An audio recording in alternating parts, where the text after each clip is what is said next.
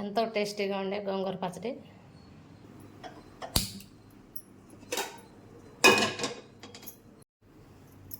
Stove వెలిగించుకొని కళాయి పెట్టుకోవాలి.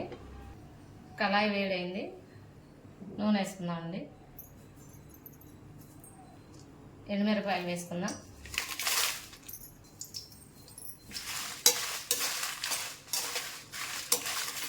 ఎండుమిరకాయలు మాడకుండా వేయించుకోవాలి. మిరకాయలు వేగినాయండి, తీసేసుకుందాం.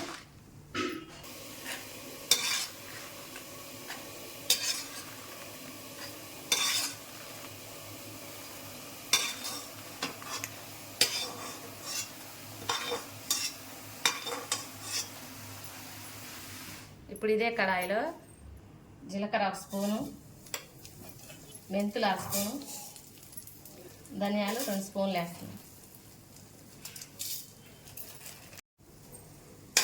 ఇవి వేయించుకోవాలి.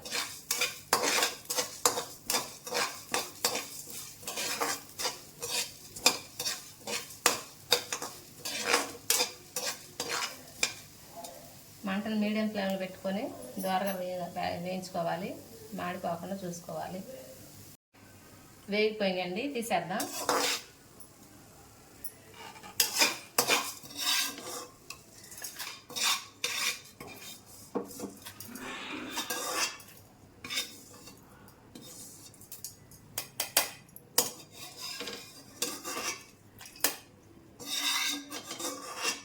ఇప్పుడు అదే కళాయిలోకి గోంగూర వేసుకుందామండి. గోంగూర 4 కట్టలు తీసుకున్నాను.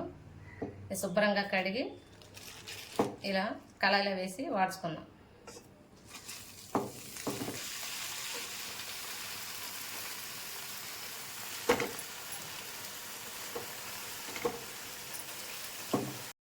కొద్దిగా చింతపండు వేసుకుందాం. గోంగూరని ఇలా ఉడికించుకోవాలి.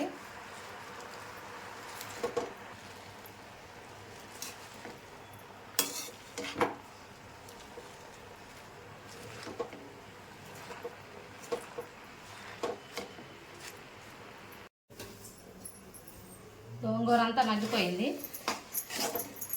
స్టవ్ ఆఫ్ చేసుకొని పక్కకు తీసుకుందాం.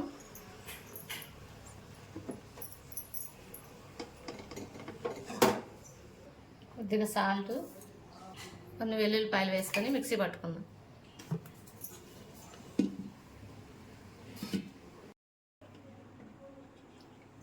ఈ విధంగా మిక్సీ పట్టుకోవాలి.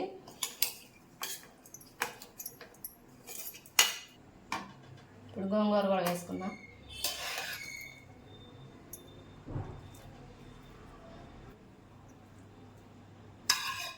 మరి కొద్దిగా సాల్ట్ వేసుకుందాం. ఒకసారి అంతా కలుపుకోవాలి.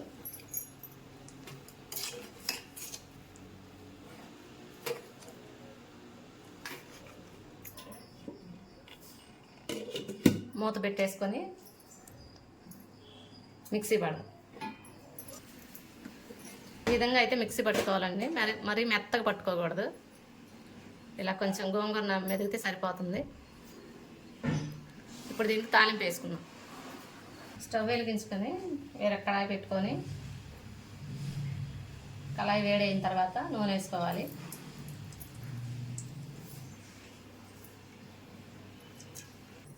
నూనె వేడైందండి. జీలకర్ర, ఆవాలు, పచ్చెనగపప్పు, కొన్ని వెల్లుల్లి రెమ్మలు, కొద్దిగా ఎండుమిరపకాయలు ఇవి వేయించుకోవాలి.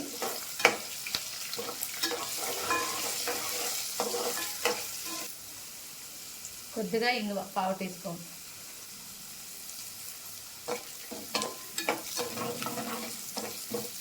వేగిపోయిందండి. ఇప్పుడు పచ్చడి ఇందులో వేసి వేయించుకోండి.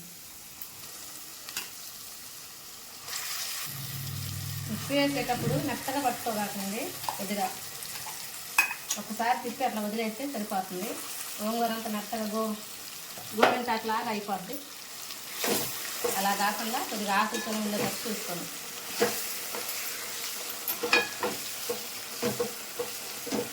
కొద్దిగా ఉప్పు చూద్దాం. కొద్దిగా ఉప్పు వేసుకోండి.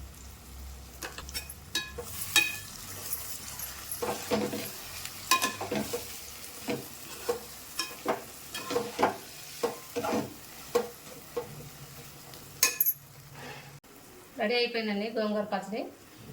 స్టవ్ ఆఫ్ చేసుకొని దించేసుకుందాం.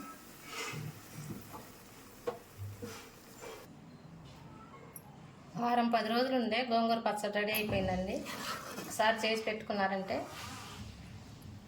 10 రోజుల వరకు నిల్వ ఉంటుంది.